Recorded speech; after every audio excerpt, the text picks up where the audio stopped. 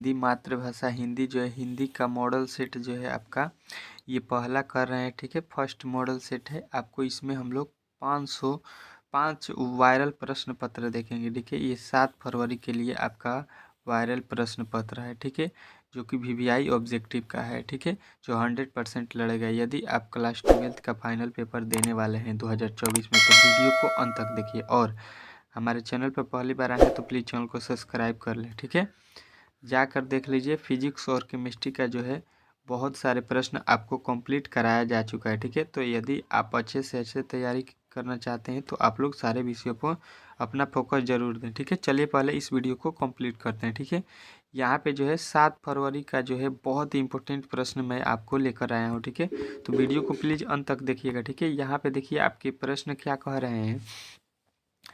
यहाँ पे आपका पहला प्रश्न कह रहा है, आर्ट ऑफ कन्वर्सेशन कहाँ के लोगों में सर्वाधिक प्रचलित है। ये कहाँ के लोगों में प्रचलित है आर्ट ऑफ कन्वर्सेशन, ये आपको बताना है। ठीक है, तो यूरोप के लोगों में आर्ट ऑफ कन्वर्सेशन सबसे अधिक प्रचलित है, आपको याद रखना है। ठीक है, ये बहुत ही इंपॉर्टेंट प्रश्न है, सबको आपको रट जाना है। ठीक है, सारे प्रश्न आपको रट जाना है। ठीक है, गांव का घर शीर्षक कविता के कवि कौन है। गांव का घर जो है शीर्षक कविता, उसके कवि कौन है, ये आपसे पूछा गया है।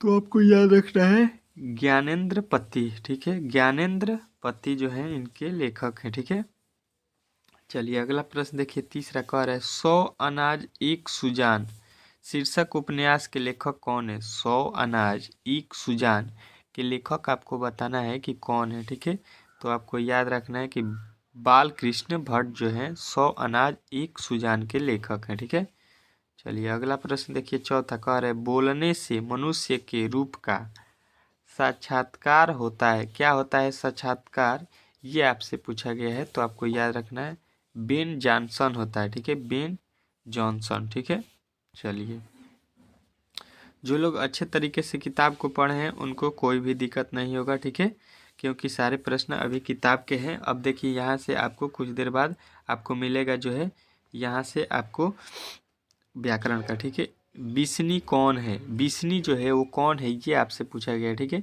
तो बिस्नी आपको बताना है कि मानक की माँ है। ठीक है, मानक की माँ कौन है, बिस्नी है। ठीक है, चलिए अगला प्रश्न देखिए। छठा प्रश्न कह रहा है, लेखक शब्द का स्त्रीलिंग रूप क्या होगा। लेखक जो शब्द है उसका जो है स्त्रीलिंग रूप बताना है। ठीक है, ये व्याकरण के प्रश्न आ चुके हैं, तो आपको उसको हम लोग बोलते हैं लेखिका। ठीक है, लेखक का रूप क्या हो जाएगा, लेखिका। ठीक है, ऑप्शन नंबर आपका बी जवाब होगा। ठीक है, चलिए अगला प्रश्न देखिए। सातवां कह रहा है, अभिनेता शब्द का स्त्रीलिंग रूप क्या होगा। अभिनेता जो शब्द है उसका जो है स्त्रीलिंग रूप आपको बताना है। तो अभिनेत्री जो है आपका राइट हो जाएगा। ठीक है, अभिनेत्री बोलते हैं। ठीक है, चलिए अगला प्रश्न देखिए आपके सामने आ चुका है, पृथ्वी को धारण करने वाले के लिए एक शब्द क्या होगा। ठीक है, तो जो पृथ्वी को धारण कर लेता है उसको हम लोग क्या बोलते हैं, तो आपको याद रखना है कि उसे हम बोलते हैं पार्थिव। ठीक है, पार्थिव बोलते हैं। ऑप्शन नंबर सी जो है इसका राइट हो जाएगा। ठीक है, पार्थिव। अगला प्रश्न देखिए कह रहा है, मृग जैसे नेत्रों वाली के लिए एक शब्द। मृग जैसे नेत्रों वाले के लिए एक शब्द आपको बताना है, तो मृग नयनी हो जाएगा। ठीक है, मृग नयनी। ठीक है, चलिए अगला प्रश्न देखिए आपके सामने आ चुका है, आगे का पूरा नाम क्या है।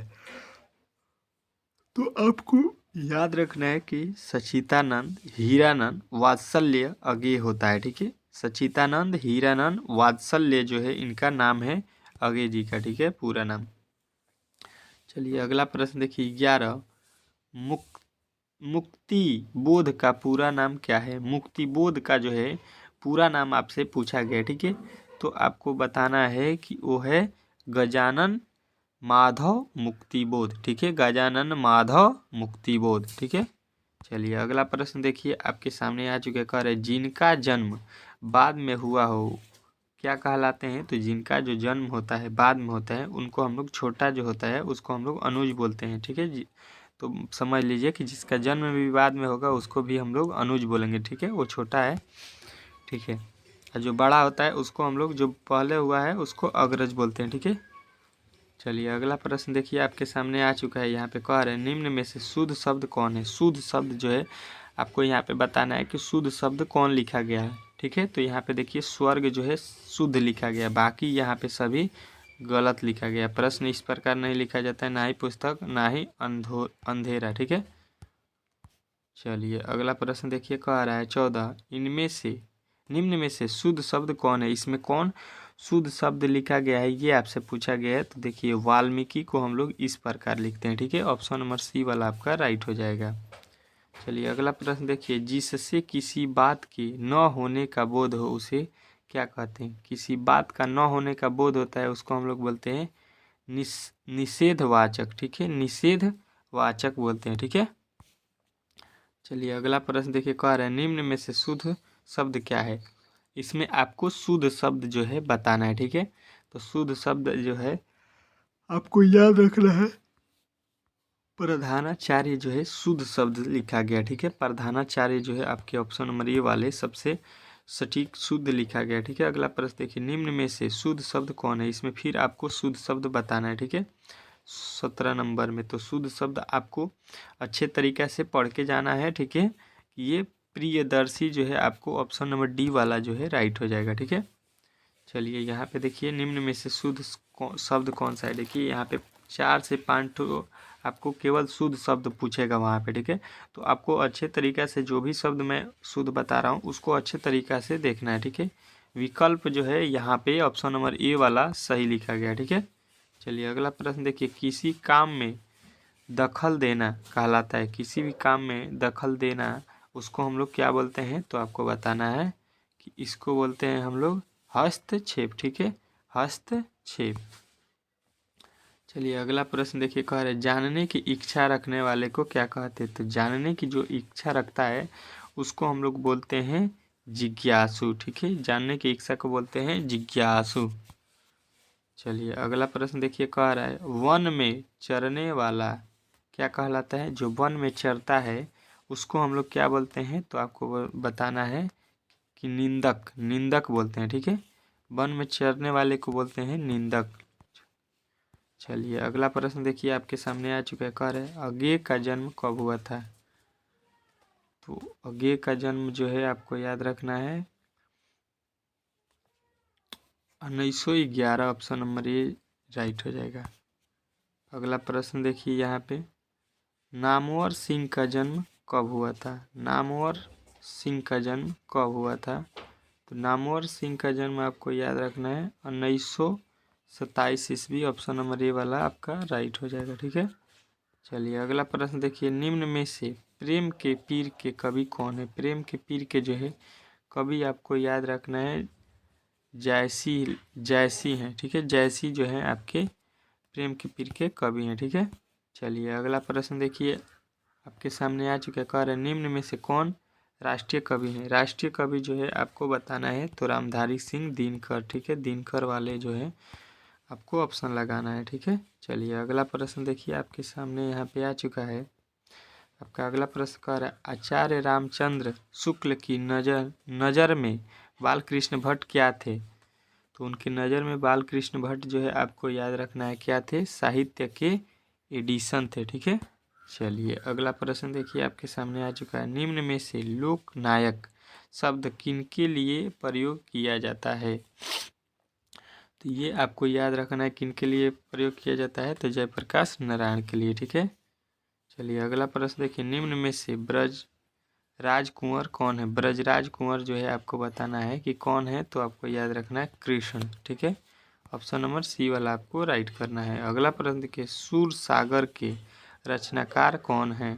सूर सागर के जो है रचनाकार आपको याद रखना कौन है, सूरदास। ठीक है, सूरदास जो है आपके ऑप्शन नंबर बी जो है राइट हो जाएगा। ठीक है, चलिए अगला प्रश्न देखिए कड़बक में कौन बात पाई जाती है। कड़बक में कौन सी बात पाई जाती है, तो आपको याद रखना है कि कड़बक में प्रेम की महिमा पाई जाती है। ठीक है, चलिए अगला प्रश्न देखिए कह रहे हैं नामवर सिंह के गुरु कौन थे।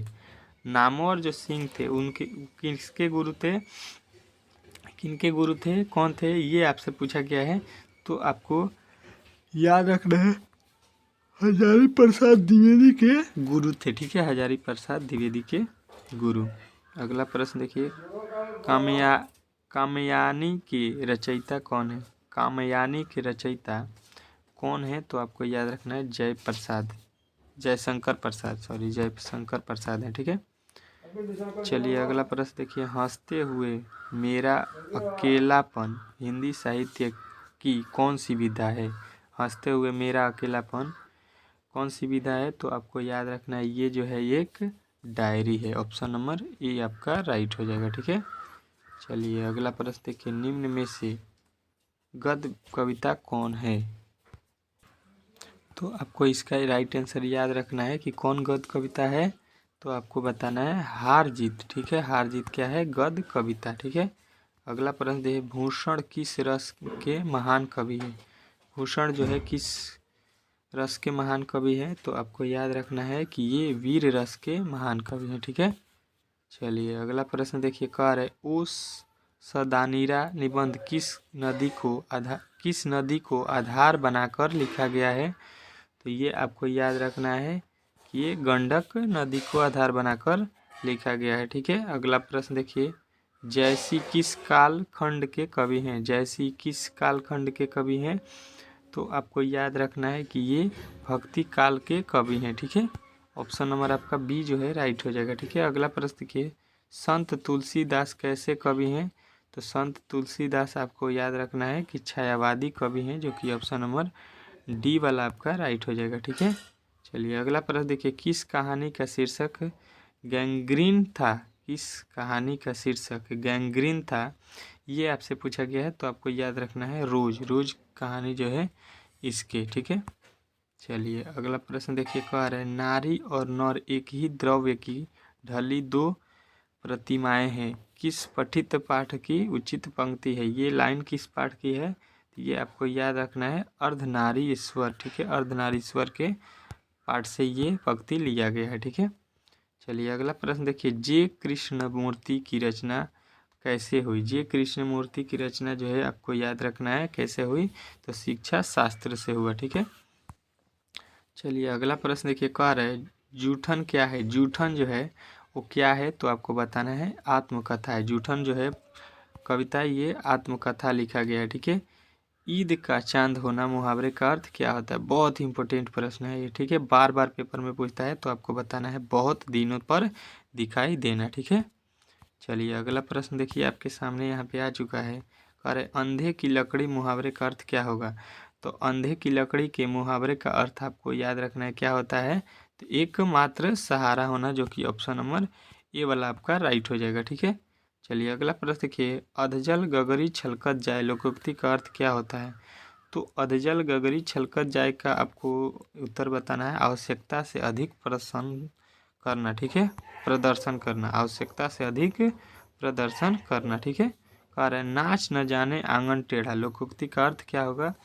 तो नाच न जाने आंगन टेढ़ा का जो है आपको याद रखना है कि ये बहाना बनाना होता है। ठीक है, लोकोक्ति का अर्थ। चलिए अगला प्रश्न देखिए, कह रहा है 3-13 होना मुहावरे का अर्थ क्या होता है? 3-13 होना मुहावरे का अर्थ क्या होगा? तो आपको बताना है कि 3-13 का मतलब होता है तितर बितर होना। ठीक है, तितर बितर, जो कि ऑप्शन नंबर ए वाला आपका राइट हो जाएगा। ठीक है, अगला प्रश्न देखिए, हीरा शब्द में कौन सा संज्ञा? हीरा जो है वो कौन सी संज्ञा है? तो आपको याद रखना है कि हीरा जो होता है वो एक द्रव्यवाचक संज्ञा होता है। ठीक है, अगला प्रश्न देखिए, बुढ़ापा शब्द में कौन सी संज्ञा है?